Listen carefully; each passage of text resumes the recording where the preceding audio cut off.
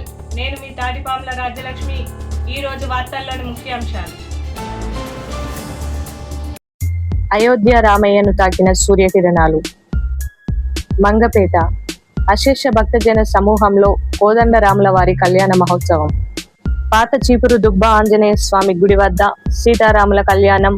పాల్గొన్న BRS party నాయకులు.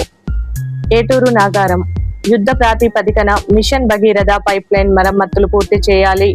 సర్పంచ్ కాకులమర్రి శ్రీలత లక్ష్మణ్ బాబు. రాజన్న సిరిసిల్ల జిల్లాలో గ్యాస్ సిలిండర్లకు కొరత లేదు. ప్రజల అవసరాలకు అనుగుణంగా నిల్వలు ఉన్నాయి.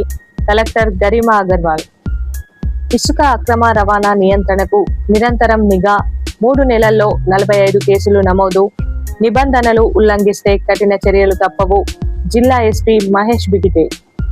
ఎయిటింగ్ లైన్ కాలనీ శ్రీరామనవమి సందర్భంగా భక్తులకు ఉచిత ఆటో, తాగునీటి సౌకర్యం. మత సామరస్యాలకు అతీతంగా నిలుస్తున్న ఆటో డ్రైవర్ అంకుశవాలి. భక్తాంజనేయ ఆలయ కమిటీ ఆధ్వర్యంలో ఘన సన్మానం. హిందూ వాహిని ఆధ్వర్యంలో బైక్ ర్యాలీ. సిరిసిల్ల రాష్ట్ర గవర్నర్ శివప్రకాష్ శుక్లాని కలిసిన సిరిసిల్ల చేనేత కార్మికుడు వెల్ది హరిప్రసాద్ దంపతులు.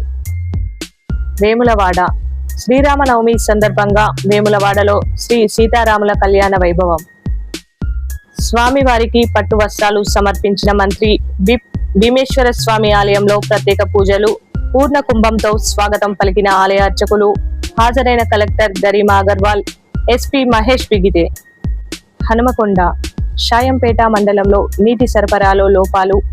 జాతీయ మానవ హక్కుల కమిటీ షాయంపేట మండల అధ్యక్షులు ఏదుల రాజశేఖర్. శ్రీరామనవమి ఉత్సవాలలో శ్రీ సత్యసాయి భజన మండలి కల్వచెర్ల సేవలు. నిర్మల్ నవ దంపతులకు శుభాకాంక్షలు తెలియజేసిన జాతీయ మానవ హక్కుల కమిటీ నిర్మల్ జిల్లా అధ్యక్షులు ఎంఏ వకీల్.